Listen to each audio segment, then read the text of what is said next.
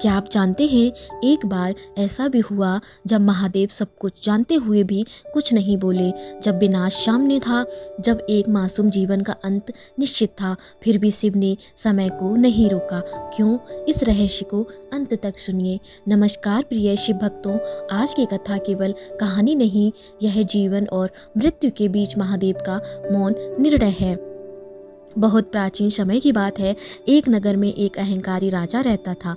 उसका विश्वास था कि वह भाग्य से भी बड़ा है। राजा ने अपने बल, धन और सत्ता के घमंड में धर्म को तुच्छ समझ लिया। वह निर्दोषों पर अत्याचार करता और स्वयं को अजय मानता।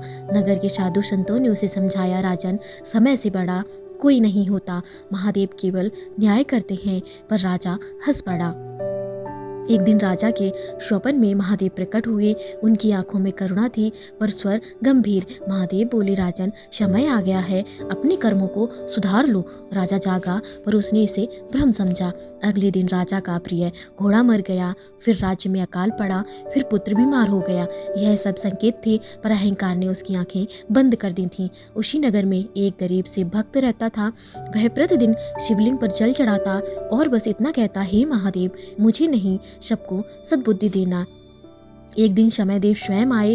राजा भयभीत होकर चिल्लाया, महादेव, मुझे बचा लो। पर इस बार शिव नहीं आए, क्योंकि महादेव संकेत देते हैं पर कर्म नहीं बदलते।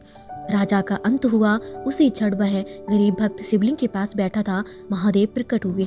भक्त ने पूछा, प्रभु, आपने राजा को क्यों नहीं बचाया? महादेव बोले, मैंने उसे रोका था, संकेत दिए थे, पर जिसने अहंकार नहीं छोड़ा उसे समय भी नहीं छोड़ता। शिव दंड नहीं देते, वे चेतावनी देते हैं, संकेत देते हैं, अवसर देते हैं, पर जो समय रहते नहीं समझता, वह स्वयं अपने विनाश का कारण बनता है। अगर जीवन में कभी बार बार रुकावट आए तो समझ लेना, महादेव तुम्हें बचा रहे हैं। हर हर महादेव।